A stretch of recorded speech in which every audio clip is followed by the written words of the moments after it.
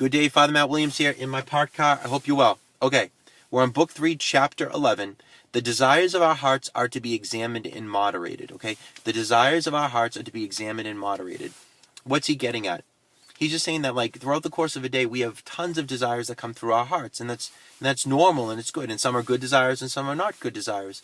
But in all of this, that we should always bring our desires to the Lord before we act. That we are always seeking His will in our lives and not our own. Sometimes we might have really good desires, but it might not be what God wants at that moment, if that makes sense.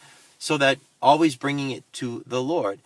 I think the invitation is really trying, over these past 30 some odd days we've been looking at this, is really trying to teach us that, that following the way of Christ is one of following Him in truth, in hope, and love, and faith.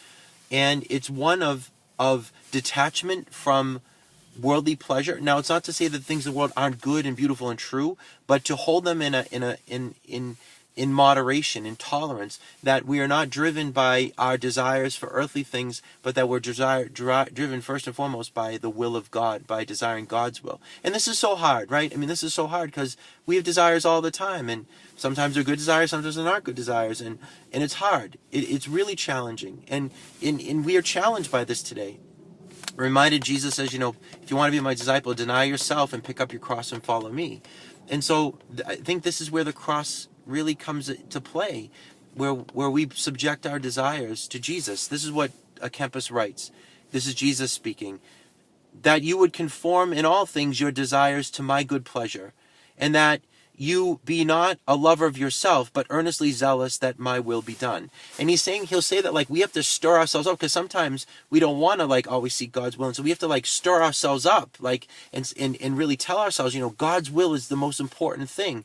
God's will is the most important thing. Doing God's will is going to be what makes me happiest, and is going to be what's best for everyone. We have to stir ourselves up, because sometimes our desires don't want to be subordinate to God's will. We don't want to seek God's will.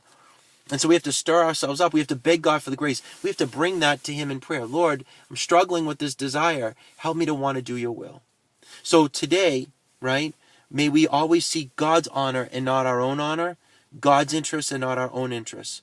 And if we do that, we will be on the way of the imitation of Christ. God bless you.